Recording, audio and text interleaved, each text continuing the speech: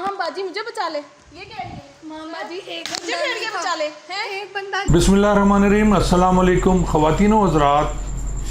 दौलत और ताकत का नशा इतना होता है कि वो इंसान को कुछ भी करा सकता है, और ये तारीख़ गवाह है कि जब बंदे के हाथ में दौलत हो, बेतहाशा दौलत हो, और फिर उस हिसाब से ताकत बढ़ती है, इक़्तिदार में उसका हिस्सा होता है, तो वो ऐसे ऐसे जराइम करता है कि इंसानियत कांप जाती है।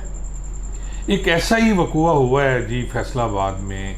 कल से ये सोशल मीडिया की जीनत बना, और मैं खुदा का शुक्र अदा करता हूँ कि ये सोशल मीडिया है, वरना ऐसे कई वाक़यात हो चुके हैं जिसमें ना तो पुलिस कुछ एक्ट करती है, ना अफसरान को होश आता है, और ना ही हुकूमत पाकिस्तान और हुकूमत पंजाब उसकी तरफ तवज्जो देती है। एक बच्ची है जी खतीजा, जो मेडिकल की स्टूडेंट है। अब कहा यह जा रहा है कि मुबैना तौर पर वो जो शेख दानिश साहब हैं, ये बेस्ट एक्सपोर्ट एक कंपनी है जी, उसके ये मालिक हैं, बहुत बड़े आदमी हैं, इनके बहुत ज़्यादा ताल्लुकात हैं, और ज़ाहिर है उसी ताल्लुकात की बिना पर शराब और शबाब की महफिलें भी जमती होंगी। ये साहब भी ताकत के नशे में धुत हैं, और इन्होंने एक बच्ची जो है खतीजा, जो मेडिकल की स्टूडेंट है, उसको अपने दाम में फंसाने की कोशिश की।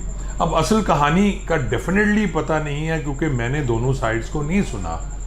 अब जो स्टोरी मुझ तक आई है मैं वो आपसे शेयर कर रहा हूँ। कहा यह जाता है कि उस बच्ची को इसने धमकाया और अपने साथ नाजायज़ ताल्लुकात अस्तवार रखने का प्रेशर दिया। फिर ये भी कहा जाता है उसे शादी का कहा, और जब वो लड़की नहीं मानी तो ये अपने को 6-7 गुंडों से उसको लेके अगवा करके अपने घर पे लाया, और वहाँ आके फिर उसकी एक बेटी जो है माहम, वो भी मौजूद हैं, और इसकी भुएं मूंड डाली, उसके सर के बाल काटे।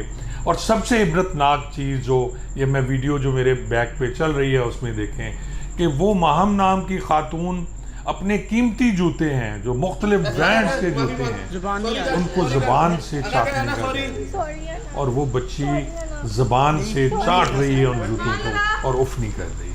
सॉरी है ना, सॉरी है ना, जुबान सॉरी है ना। बस चल खड़ी हो। अब बाल इबरत का निशान। इबरत का मकाम है ख़वातीनो हज़रात हमारे लिए कि इंसानियत की इतनी तज़लील हुई। जैसा कि मैं पहले भी अर्ज़ कर चुका हूँ कि भला हो सोशल मीडिया का जिसने हमें अक्ल सिखाई। इसमें बहुत सी गलतियाँ भी होती हैं, सोशल मीडिया में गलत खबरें भी लोग फैलाते हैं, लेकिन जो हक़ाइक़ हैं वो भी आते हैं। आज हम जिस दौर में रह रहे हैं उसके लिए फिर वही बात है कि जी कल ये ख़बर आई कि गिरफ़्तार कर लिया गया जी शेख दानिश को। पहले उसके जो कुछ मुलाजिम थे 6, जिसमें जी खान मोहम्मद है, शुएब है, फज़ान है, असगर है, इनको गिरफ़्तार करके हवालात में खड़ा करके तस्वीर बना ली गई। फिर अभी मैंने एक तस्वीर देखी जिसमें शेख दानिश की जो बेटी माहम है वो भी हवालात थाना में खड़ी हुई है। लेकिन होगा क्या? फाइनली सिर्फ तस्वीर बना लेना इस मसले का हल नहीं है। इसका हल ये है कि इन तमाम को करार वाक़ई सज़ा दी जाए। ऐसा ना हो, आपको वो भी याद होगा पुराना एक वाक़या जिसमें बहरिया टाउन के जो मलिक रियाज साहब हैं, उनकी बेटी ने भी इसी तरह एक लड़की के साथ जुल्म किया और उसको जलील किया, उसको मारा, उसकी वीडियो वायरल की गई। लेकिन बाद में आपको याद होगा कि कुछ अरसे के बाद, हार्डली कोई एक हफ़्ता नहीं गुजरा था, उस बच्ची ने माफ़ कर दिया। अब भी यही होगा कि इस बच्ची ने उनको माफ़ कर देना है, क्योंकि प्रेशर इतना होगा उस बच्ची पे कि वो जीने के काबिल नहीं होगी। वो फैसलाबाद क्या पूरे पाकिस्तान में रहने के काबिल नहीं होगी। और उसके बाद यही होगा कि उसने हाथ जोड़ के इनसे माफ़ी मांगनी है और सुलह कर लेनी है, या फिर उसके बाप भाइयों को इतने पैसे दे दिए जाएंगे कि वो उनका मुंह बंद हो जाएगा।